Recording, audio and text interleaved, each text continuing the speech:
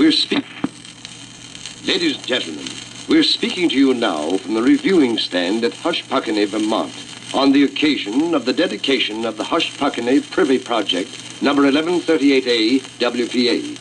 To our vast listening audience, we give you the President. My friends, and you are my friends, I hope. I am sure that every loyal Democrat will go to the polls in November and demand a continuation of the New Deal for the next 40 years.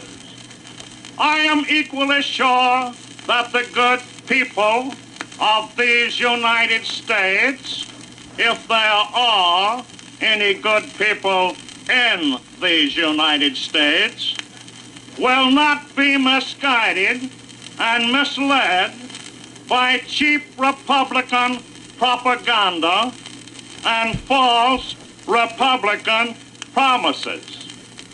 8 years ago, I promised my loyal constituents that if the New Deal should fail, I would have another plan. And now, today, in 1940, I again promise those same loyal constituents that if my plan for national defense should fail, I will have another plan. And now a word about the national debt.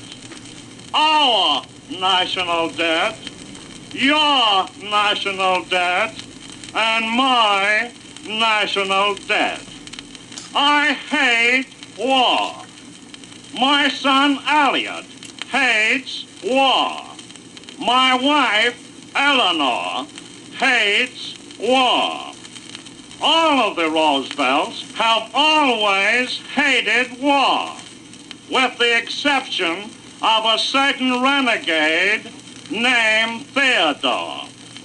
Do not allow the false-speaking tongues of Republican soapbox orators, as I choose to call them, to ever convince you otherwise.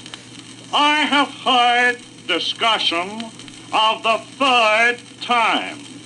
I have heard on some occasions what might be called opposition to the third time.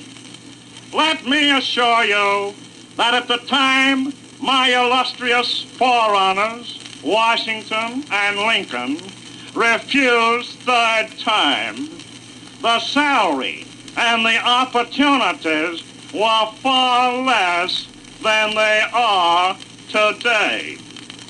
My hands may be cold, but my heart is warm. Eleanor, wherever you are, please come home. Ladies and gentlemen, you have just heard the President in his speech at the dedication of the Hushpuckney Privy Project 1138A WPA at Hushpuckney, Vermont. And now, ladies and gentlemen, our honored guest will set this project into motion. Mr. President, will you pull the chain?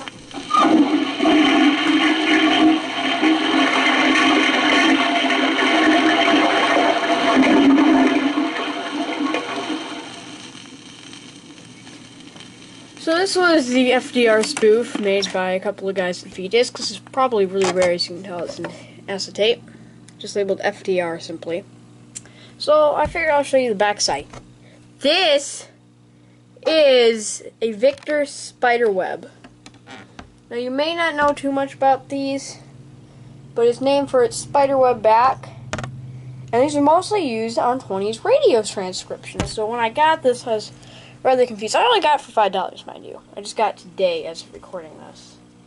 But this is made by a couple of guys who ran the V-Discs, and they're making fun of F.D.R. I thought this was pretty interesting, and I hope you enjoyed.